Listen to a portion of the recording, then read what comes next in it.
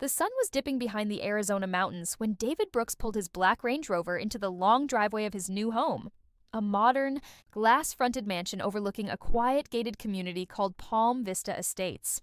It was supposed to be his dream come true. 15 years of grinding, from living in a tiny apartment with his mom to building one of the top architecture firms in the state, all led to this moment. But the moment he stepped out of his car, suitcase in hand, that dream started to crack. Across the street stood a woman in her mid-60s, clutching a glass of wine, her phone half raised, and suspicion written all over her face. Her name was Karen Wilcox, and she'd been the self-proclaimed neighborhood protector for nearly 2 decades. She never missed a thing. Not a misplaced trash bin, not a delivery truck parked for too long, and definitely not a new face that didn't fit her idea of belonging. David didn't notice her at first. He was too busy taking in his view. The desert glow, the palm trees, the still pool reflecting the evening sky. Then he heard it. "Excuse me, can I help you?" He turned. Karen was already halfway down her driveway, eyebrows raised like she was interrogating a suspect. "Just getting home," David replied calmly, setting his bag down. "Home?" she said, almost laughing. "This property belongs to the Parkers. They moved out last month." David nodded. "Right, I bought it." Karen squinted. "You bought it?" "Yes, ma'am," her tone hardened. "Do you have proof of that? You don't just buy a mansion here?" "Palm Vista has an HOA and all sales go through the association." David sighed, already tired of the conversation. "I'm the new owner. Title's in my name. If you're that curious, check with the HOA office." Karen crossed her arms. "You need to leave before I call security." "I don't know who you are, but you're trespassing." David raised a brow. "Trespassing? On my own property?" Before he could say more, Karen pulled out her phone. "I'm calling the cops. You're acting suspicious." David took a deep breath. "You're making a mistake."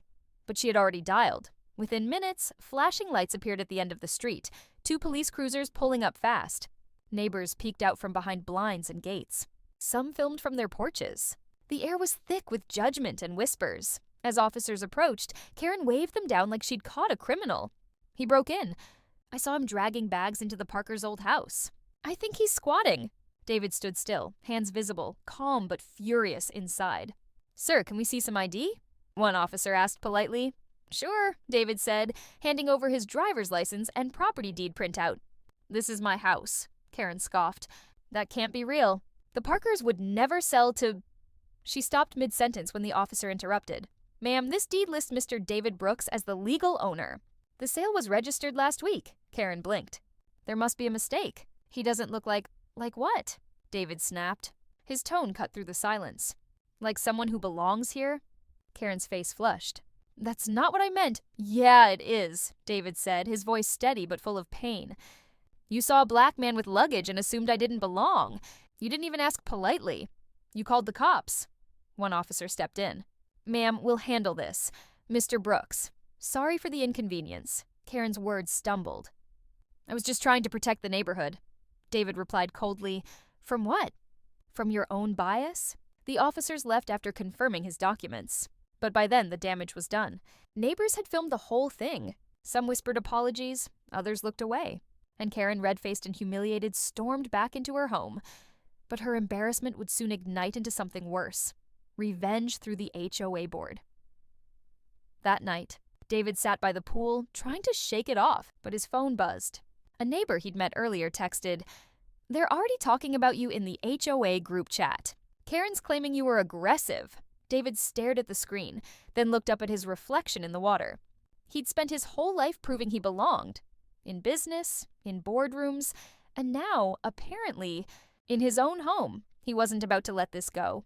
The next morning, David walked into the HOA office, dressed sharp in a tailored brown blazer. Inside sat 3 board members. Karen, of course, along with Greg Thompson, the HOA president, and Linda Rowe, the secretary. Karen didn't look up. Greg smiled stiffly. "Mr. Brooks, thanks for coming. We've received reports of a disturbance last night." David nodded. "Yes, I heard. I was disturbed too. By a neighbor calling the police on me for moving into my own home." Linda shifted uncomfortably. Karen was only following HOA protocol. David raised an eyebrow. "Is racial profiling part of that protocol?" Karen's jaw tightened. "Don't twist this. You showed up late with bags, no moving truck, Anyone would have been suspicious. David leaned forward. No, Karen, you were suspicious because of what I look like.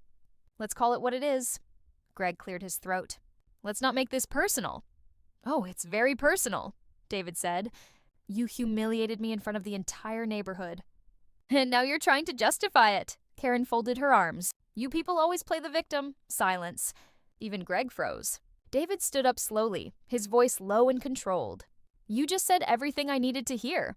He walked out without another word. That night, David made a few calls.